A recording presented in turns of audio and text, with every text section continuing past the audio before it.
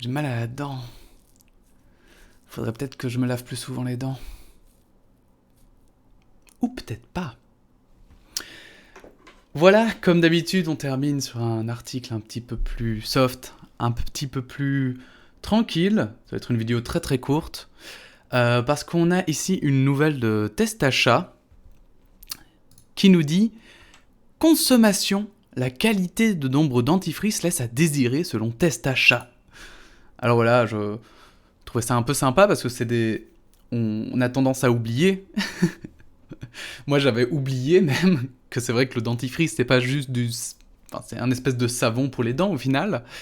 Et que du coup, bah, comme tout savon, il faut qu'il y ait des principes actifs. C'est pas juste... Sinon, enfin, on se laverait les dents avec de l'eau. Du coup, voilà, je voulais quand même passer par ce petit article qui est très court, mais assez intéressant. Testachat a récemment testé 17 dentifrices différents et selon l'Organisation de défense des intérêts des consommateurs, la qualité d'un certain nombre d'entre eux laisse à désirer. Alors que le taux idéal de fluoride, le principal ingrédient du dentifrice, est de 1450 ppm pour un dentifrice pour adultes, seuls 6 dentifrices testés sur 17 atteignent ce seuil, indique Testachat. 2 produits dépassent le seuil légal autorisé, tandis que 2 dentifrices sont loin de contenir la teneur en fluor recommandée et ne protègent dès lors pas suffisamment des caries.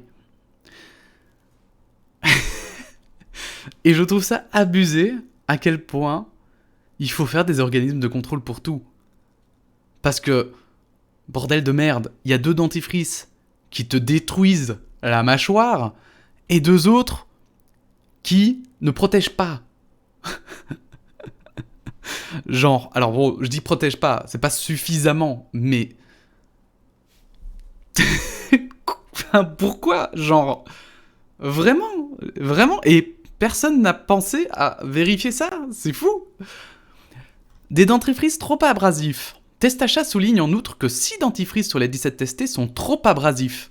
Mieux vaut dès lors ne pas utiliser trop souvent ces dentifrices sous peine d'usure inutile, avertit l'organisation de consommateurs, qui demande de voir figurer sur l'étiquette le niveau abrasif du dentifrice, léger, moyen ou fort.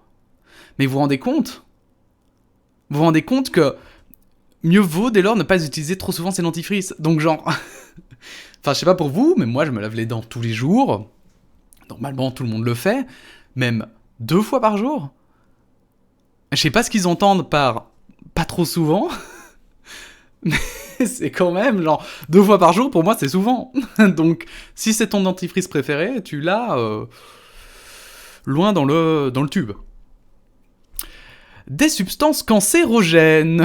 Le test réalisé a aussi mis en évidence que la plupart des dentifrices contiennent du dioxyde de titane, un colorant qui blanchit la pâte et qui est soupçonné d'être cancérogène, en particulier par inhalation, selon Testachat. Alors après, là, c'est soupçonné d'être cancérogène. Ça veut juste dire que c'est soupçonné. Là, c'est l'article qui fait un peu du putaclic, un peu comme le titre de cette vidéo, où finalement, c'est pas avéré que c'est cancérogène, mais on a des doutes. Et en général, le principe de précaution s'applique quand on a le doute. C'est-à-dire que plutôt que de tenter le diable, on va plutôt préférer se dire, bon, ben, comme c'est potentiellement cancérogène, qu'on a des preuves qui vont dans ce sens sans pour autant le confirmer, on va pas en mettre. Et ici, elles sont quand même dedans. Alors qu'en plus, c'est juste pour blanchir la pâte, quoi. Je veux dire... Enfin, honnêtement, qu'est-ce qu'on s'en fout d'avoir une pâte blanche, quoi. C'est pour la vente, mais à part ça... Impact environnemental. Pour la première fois, Testachat dit avoir aussi évalué l'impact environnemental du dentifrice. Hyper intéressant. Un produit utilisé en principe plusieurs fois par jour et que se retrouve directement dans les eaux usées.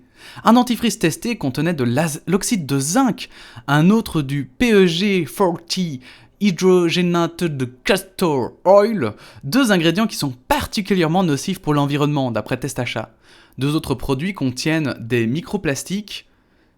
Enfin, 12 dentifrices sur 17 sont présentés dans une boîte superflue en carton, regrette-t-on. Donc voilà, genre, c'est clair que on doit se pencher sur tout, littéralement. Bon, je vais changer de... Voilà, l'article était très court, je vous avais prévenu. Mais c'est juste pour dire qu'effectivement, il y a tellement de choses pour lesquelles on ne pense même pas qu'on ne soupçonne même pas et que pour lesquels il va falloir avoir une réflexion dessus, se poser des questions, se demander est-ce que finalement c'est vraiment utile ou pas, est-ce que vraiment on peut pas l'alléger un peu, etc. Parce que du dentifrice, tout le monde en utilise plein, et si c'est nocif pour l'environnement, c'est complètement débile, non? Bref, voilà, toute petite courte vidéo. J'espère qu'elle vous a plu. N'hésitez pas à donner votre opinion en commentaire, comme d'habitude. N'hésitez pas à mettre pouce bleu, pouce rouge, pouce violet, si ça existe, et à partager cette vidéo, histoire de tenir au courant les gens autour de vous. Voilà. Dommage qu'il n'y ait pas les marques. Je sais pas si sur le site de Test Achat ils y sont. Enfin bon, bref. Cherchez vous-même aussi, vous êtes grand maintenant.